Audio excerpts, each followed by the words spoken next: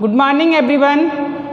देखो हमने कल जो वीडियो डाली थी ना 8th क्लास के लिए, उसमें 2.4 एक्सरसाइज के क्वेश्चन 1 to 3 सॉल्व किए थे, 1 से लेके 3 तक, क्योंकि वर्ड प्रॉब्लम के क्वेश्चन है स्टूडेंट्स, और थोड़े से क्या है आपको पहली बार फेस करने पड़ रहे हैं, पहली बार फेस कर रहे हो ना आप ऐसे क्वेश्चन, तो इसलिए हमने 3 ही क्वेश्चन लिए थे ज़्यादा टाइम में, जिससे आप क्या करो समझ सको ज़्यादा टाइम लेके, और उनको अच्छी तरीके से समझाया था मैंने, आपने उनको देखा होगा, आई होप आप समझ गए होंगे उनको।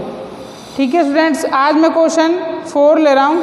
देखो क्वेश्चन 4 क्या है, मैंने लिख दिया है, आपको समझा देता हूँ इसका मतलब क्या है। देखो question 4, one of the 2 digits of A 2 digit number is 3 times the other digit. देखो स्टूडेंट्स ये कह रहा है कोई 2 डिजिट नंबर है और उसकी एक डिजिट जो है उससे दूसरी डिजिट 3 टाइम्स है।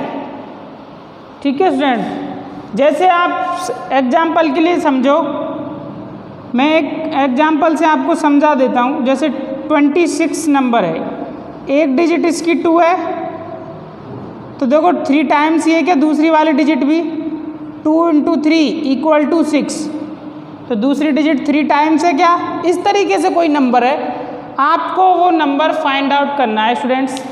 देखो हम इसकी स्टार्ट करते हैं, इक्वेशन बनाएंगे क्वेश्चन के अकॉर्डिंग और सॉल्व करने की कोशिश करते हैं, आप समझने की कोशिश करना। देखो मैंने आपसे कहा कि जब भी ऐसा क्वेश्चन आए तो आप एक डिजिट को x मान लो, 1th डिजिट को मान सकते हो, या 10th डिजिट को भी आप x मान सकते हो। तो आपको लिखना है सॉल्यूशन में students, late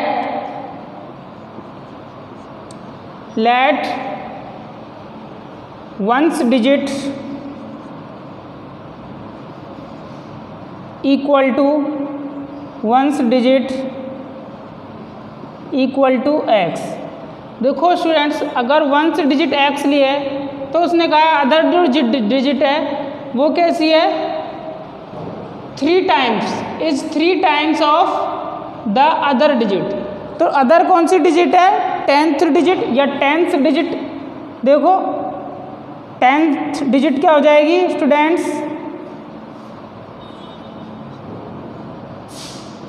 10th digit 3 times है तो वो कितनी हो जाएगी, 3x हो जाएगी क्या स्टूडेंट्स। मैंने कल आपको बताया कि नंबर कैसे बनता है, 10th डिजिट में हम 10 से मल्टीप्लाई करते हैं, तो नंबर कैसे बनता है, देन नंबर इक्वल टू, जो नंबर बनता है वापस समझ लो। देखो जैसे मेरे पास 54 है तो मैं नंबर कैसे बनाता हूँ, 5 × 10 + 4 × 1। 10th डिजिट में आप 10 का मल्टीप्लाई करते हो, 50 + 4 और ये आ जाता है 54। 10th डिजिट में आप 10 से मल्टीप्लाई करते हो, इसका मतलब 3x को आप 10 से मल्टीप्लाई करोगे प्लस x को आप मल्टीप्लाई करोगे किससे, 1 से, क्योंकि ये 1th डिजिट है।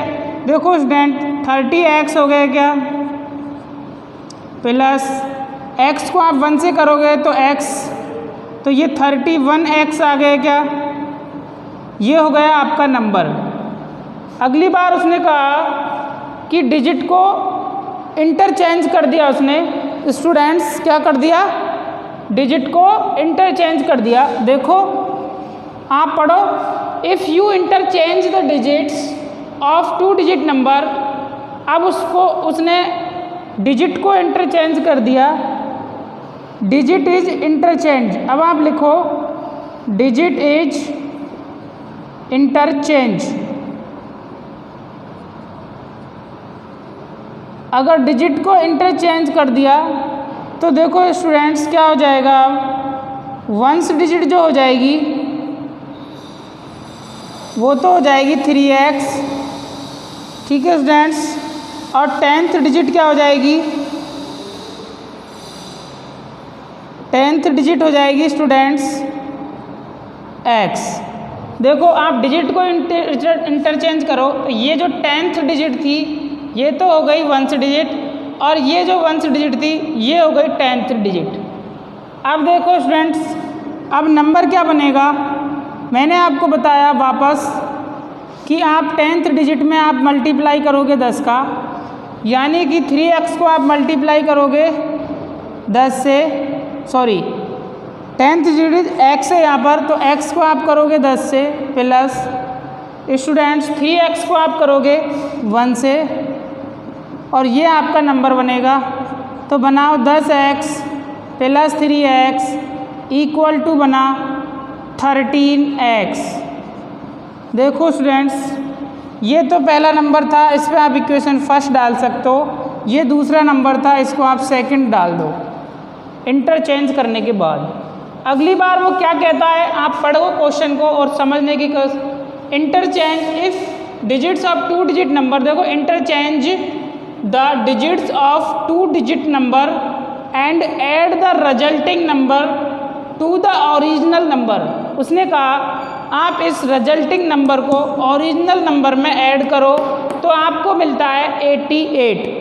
देखो स्टूडेंट्स, अकॉर्डिंग टू क्वेश्चन हम इक्वेशन बनाएंगे।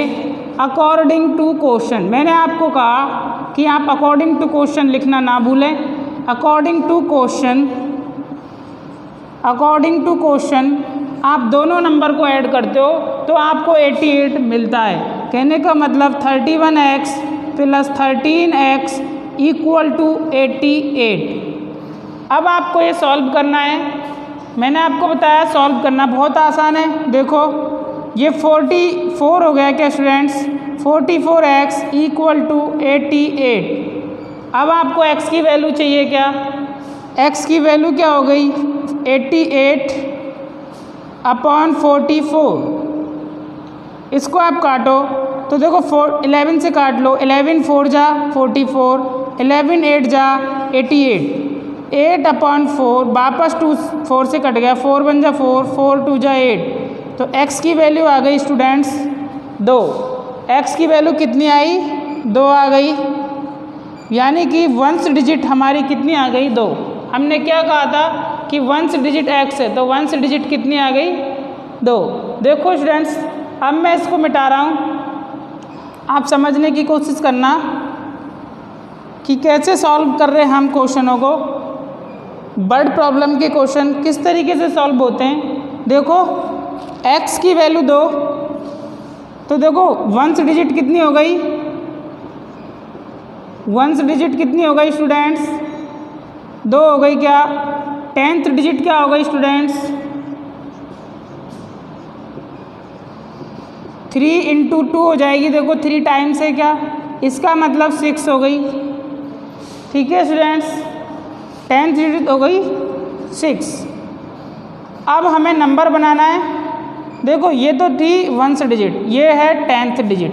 मैंने कहा नंबर कैसे बनाते हो आप, नंबर बनाने के लिए हम 10th डिजिट में 10 से मल्टीप्लाई करते हैं, यानी 10 इंटू 6 प्लस 2 इंटू 1, और 1st डिजिट में आप 1 से मल्टीप्लाई करते हो तो 10 छिक्की 60, 10 6 जा 60 प्लस 2 1 जा 2। देखो स्टूडेंट्स, ये आ गया कितना आ गया 62। क्या आया 62। तो वो नंबर कितना है हमारा स्टूडेंट्स 62, और यही आंसर होगा। आपको लिखना है द नंबर इज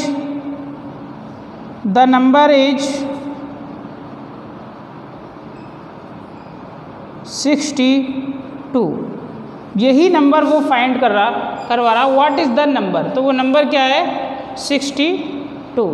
आपको समझ आ गया होगा कि किस तरीके से हम ये डिजिट्स वाले क्वेश्चंस करते हैं। अब मैं आपको एक एज से रिलेटेड क्वेश्चन ले रहा हूँ जो क्वेश्चन नंबर 5 है। आप ध्यान से समझने की कोशिश करना, अदरवाइज़ आप ये समझ नहीं पाओगे, क्योंकि ये वर्ड प्रॉब्लम के क्वेश्चन है। आपको अपना पूरा फोकस यहीं रखना है। कुछ समझ ना आए तो वीडियो को पॉज करके आगे पीछे करके देख सकते हो। ठीक है स्टूडेंट्स, क्वेश्चन नंबर फिफ्थ ले रहा हूँ मैं, और देखो फिफ्थ क्वेश्चन में लिख रहा हूँ क्या है, जिससे आपको समझ आ जाएगा।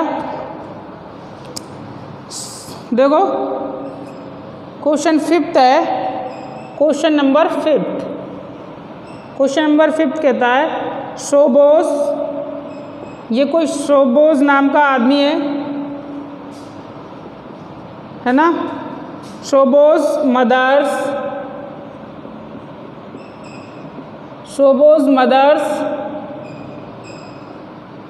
प्रेजेंट एज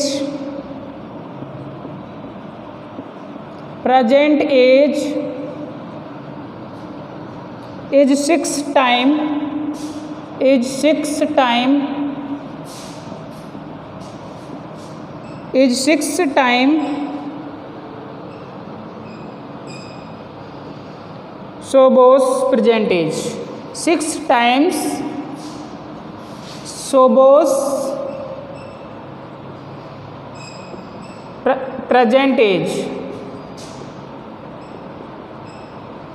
यानी सोबोस की मदर जो है वो 6 टाइम है किससे, सोबोस की एज से। सोबोस एज, अब नेक्स्ट देखो लाइन में क्या लिखा हुआ है, सोबोस as 5 years from now,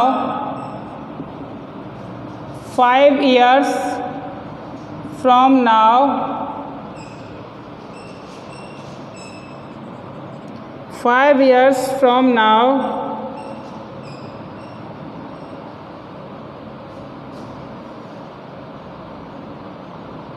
will be 1/3 of his mother, will be 1/3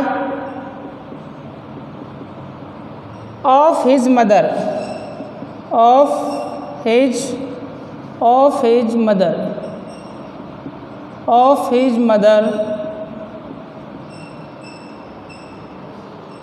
mother's present age,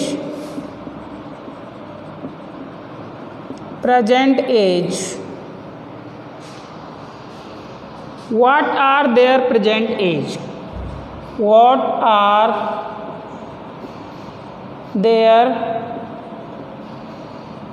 present age, present age। देखो स्टूडेंट समझने की कोशिश करना, क्वेश्चन क्या है, मैं आपको एक बार हिंदी में समझा देता हूँ कि क्वेश्चन में पूछा क्या गया है। देखो सोबोस mother's present age is 6 times सोबोस प्रेजेंट एज, यानी ये कोई सोबोस नाम का कोई आदमी है जिसकी एज जो है वो मदर की एज से, मदर की एज, इसकी मदर्स की एज जो है वो इसकी एज से क्या है, 6 टाइम है। मैं आपको बता रहा हूँ कि आप उसकी एज को x मान लो, हम ऐसे ही तो करते हैं ना क्वेश्चन, एक को आप x मान लेते हो, तो आप क्या करो, लेट, देखो सॉल्यूशन कर रहा हूँ मैं आपको, लेट सोबोस एज, इसकी एज को आप क्या मान लो, x। अब ये कह रहा है इसकी मदर की जो एज है वो 6 टाइम्स है, यानी इससे 6 गुना ज़्यादा है, या फिर अपन कहें कि मदर्स की एज कितनी हो जाएगी, 6x, mother's as equal to 6x, क्योंकि मदर जो है वो 6 टाइम है, इससे लिखा हुआ है क्वेश्चन में। आगे देखो सोबोस as 5 years from now will be 1/3 of his mother। अब देखो आज से 5 साल बाद क्या होगा कि ये इसके 1/3 रह जाएगा, 1/3 रह जाएगा अपनी मदर्स के एज के 5 साल बाद। तो आपको क्या लिखना है स्टूडेंट्स, देखो आफ्टर 5 years, 5 साल के बाद क्या होगा, सोबोस की एज बताओ कितनी हो जाएगी, सोबोस एज अगर अभी वो x का है तो आने वाले 5 साल बाद वो x + 5 का हो जाएगा। ऐसे समझो, अभी मान लो तुम 15 साल के हो तो 5 साल बाद 20 के हो जाओगे क्या, 5 ऐड कर दो तो ये कितना हो जाएगा, x + 5। अब 5 साल बाद मदर्स की एज भी पता करनी है आपको, तो मदर्स एज, देखो स्टूडेंट्स मदर्स एज भी 5 साल बढ़ जाएगी क्या 5 साल बाद, यानी कि वो हो जाएगी 6x + 5। मैंने कहा अब आपको अकॉर्डिंग टू क्वेश्चन लिखना है और इक्वेशन बनाने की कोशिश करनी है। तो लिखो according to question, according to question यानी क्वेश्चन के अनुसार बनाएंगे अपन। क्या कहता है वो, suppose age 5 years from now will be 1/3 of his mother's present age। ये कहता है कि सोबोज की जो 5 ईयर बाद जो एज होगी वो मदर्स की प्रेजेंट एज के 1/3 होगी। कहने का मतलब x + जो 5, ये जो 5 साल बाद जो एज है ये इस प्रेजेंट एज के, मदर्स की जो प्रेजेंट एज है उसकी 1/3 होगी। इसका मतलब 6x × 1/3 मदर्स की एज के 1/3 होगी। अब आपको इस इक्वेशन को सॉल्व करना है और आप क्वेश्चन का आंसर निकाल सकते हो। देखो कैसे सॉल्व करोगे। x + 5 = देखो 3 से कट गया क्या, 3 × 1 = 3 और 3 × 2 = 6 = 2x × 1, तो 2x को आप 1 से मल्टीप्लाई करोगे तो 2x ही आएगा। अब आप क्या करो, x को इधर ले जाओ या फिर 2x को इधर ले आओ। तो देखो इधर सिर्फ 5 रह जाएगा और उधर चला जाएगा x, तो 2x - x, तो 5 = x, यानी x की वैल्यू कितनी आ गई स्टूडेंट्स, 5। x = 5 आ गया क्या। अब आप मुझे बताओ हमने क्या माना था, हमने सोबोज की एज को x माना था, तो सोबोज की एज कितनी हो गई, 5 हो गई क्या। और देखो मदर्स की एज को 6x लिया था क्योंकि वो 6 टाइम थी, तो आप नीचे आंसर में लिख दो सोबोज एज = कितनी हो गई, 5 ईयर, यानी ये तो 5 साल का हो गया। और मदर्स एज कितनी हो जाएगी, मदर्स एज हो जाएगी आपकी 6 × 5, क्योंकि ये 5 टाइम्स है, सॉरी 6 टाइम है, तो कितनी हो जाएगी 30 ईयर। देखो ये पूरा क्वेश्चन आपके सामने अभी सॉल्व हो चुका है। और हेलो स्टूडेंट्स, देखो क्वेश्चन नंबर 5 तक अपन ने कर लिए थे। अब क्वेश्चन नंबर 6 देखो आप, क्वेश्चन नंबर 6 मैंने आपके सामने लिख दिया है, आप एक बार इसको देख लो और मैं इसका हिंदी में आपका मतलब समझा देता हूँ। देखो, there is a narrow rectangular plot reserved for a school.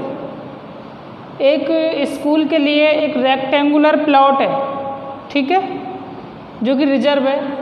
In village, in Mahauli village, कोई माहौली नाम का विलेज है, उसके अंदर the length and breadth of the plot are in the ratio 11:4। देखो रेक्टेंगुलर प्लॉट है, मैं आपको बता देता हूँ कि रेक्टेंगुलर प्लॉट कैसी होती है।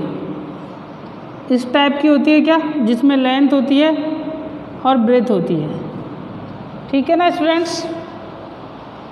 रेक्टेंगुलर प्लॉट है और इसकी लेंथ और ब्रेथ का रेशो कितना है, 11:4। देखो क्या गिवन है अपने लिए, given that ratio of length and breadth, ratio of length and breadth. देखो लेंथ एंड ब्रेथ का रेशो गिवन है, ये लेंथ हो गई, ये ब्रेथ हो गई, ठीक है। ये लेंथ का रेशो कितना है, 11:4 4। ठीक है स्टूडेंट्स, लेंथ और ब्रेथ का रेशो है 11:4। At the rate of 100 per metre it will cost Rs 75,000 to fence the plot. इस प्लॉट को अपन को बाड़बंदी करानी है, कहते हैं ना तारबंदी अपन करते हैं ना, इस तरीके से तारबंदी करानी है।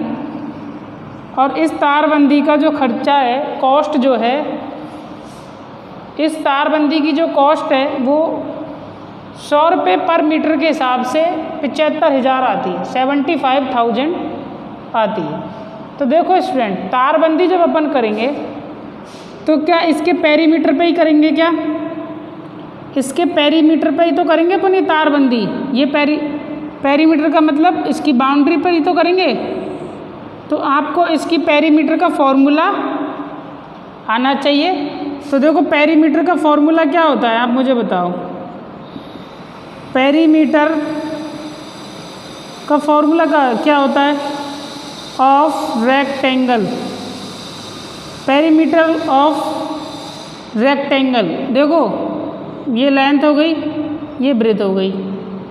तो अपन ने पढ़ा था कि 8th क्लास में 2 × L + B, यही होता है क्या? 2 × L + B। यहाँ उसने लेंथ और ब्रेथ का रेशो दिया है स्टूडेंट्स अपने लिए। क्या दिया है? लेंथ और ब्रेथ का रेशो। तो देखो इसको आप ऐसे लिख दो, 11x हो जाएगी ये। तो रेशो में आप किसी नंबर से मल्टीप्लाई करते हो तभी तो रेशो बनता है। ये हो गया 4x। अब आप मुझे बताओ, उसने क्या कहा कि 100 रुपये पर मीटर से कॉस्ट से 75,000 का खर्चा आता है। तो आप पेरीमीटर निकाल लो इससे। तो पेरीमीटर क्या हो जाएगा students? Perimeter of plot, perimeter of plot. तो प्लॉट का पेरीमीटर क्या हो जाएगा? 2 × L + B, 2 × 11x + 4x, 2 × 11x + 4x। देखो स्टूडेंट्स ये कितना आया? अब 11 और 4 15, 2 × 15x इक्वल टू हो गया 30x। ठीक है स्टूडेंट्स, पेरीमीटर कितना आ गया? 30x। उसने कहा कि इस पेरीमीटर पर कॉस्ट आ रही है 100 पर मीटर, यानी 1 मीटर पर टोटल कॉस्ट उसने कितनी दे रखी है? 75,000। तो आप अकॉर्डिंग टू क्वेश्चन बनाओ, अकॉर्डिंग टू क्वेश्चन। देखो स्टूडेंट, अकॉर्डिंग टू क्वेश्चन का मतलब है 1 मीटर का खर्चा कितना है? 100 रुपये। 100 रुपये पर मीटर दे रखा है ना, ये देखो। तो हमारे पास टोटल कितनी है? 30x metre, 30x metre. तो देखो 1 मीटर का खर्चा हो गया 100, तो 30 मीटर का कितना हो गया? 30x × 100। और ये खर्चा टोटल कितना बना है? 75,000, जो उसने गिवन है क्वेश्चन के अंदर। ठीक है स्टूडेंट्स, इसको आपको सॉल्व करना है। देखो इसको कैसे सॉल्व अपन करते हैं, आप कोशिश करना है इसको समझने की। मैं आपको सॉल्व करके दिखा रहा हूँ। देखो हम सॉल्व करते हैं इसको। देखो 30 × तो 3000x हो गया क्या? ये इधर देखो 3000x, 30 × 100 करोगे 3000 और x का x इक्वल टू 75,000। ठीक है स्टूडेंट्स, देखो आप क्या करो, 1 2 3, 3 0 से 3 0 कट जाएंगी, है ना? या तो ऐसे काट लो या फिर आप यही तो लिखते। x निकालने के लिए आपको 75,000 को डिवाइड करना पड़ता 3000 से, क्योंकि इधर मल्टीप्लाई में। अब देखो इसको कट गया क्या? तो x इक्वल टू हो गया 75/3। इससे आप इसको काटो, 25 बार कट जाएगा, 25 3 होते हैं। तो x की वैल्यू कितनी आ गई स्टूडेंट? 25। अब देखो हमें तो लेंथ और ब्रेथ चाहिए, तो लेंथ कितनी है 11x और ब्रेथ कितनी है 4x। आपको चाहिए लेंथ और ब्रेथ। देखो स्टूडेंट्स, इसको मिटाते हैं अपन और लेंथ और ब्रेथ निकालते हैं। लेंथ और ब्रेथ निकाल देते हैं। देखो लेंथ कितनी है 11x, यहाँ से देख लो लेंथ कितनी है 11x, लेंथ कितनी है 11x, तो लेंथ क्या हो जाएगी स्टूडेंट 11 इंटू 25, x की वैल्यू कितनी होती, x की वैल्यू 25 है। चाहो तो आप लिख देना लेंथ ऑफ प्लेट, या डायरेक्ट लेंथ लिख दो। लेंथ ये आ जाएगा 25 बन जा 25 बन जा 25 और 25 बन जा 25 और 2 27 275 मीटर। ब्रेथ कितनी आ जाएगी स्टूडेंट, देखो ब्रेथ कितनी है 4x है क्या, तो 4 इंटू 25, तो ये कितनी हो गई 100 मीटर। ठीक है स्टूडेंट्स, ये क्वेश्चन नंबर कौन सा था आपका, क्वेश्चन नंबर था ये 6। अब आपके सामने क्वेश्चन 7 लेते हैं हम और उसको आप समझने की कोशिश करना। देखो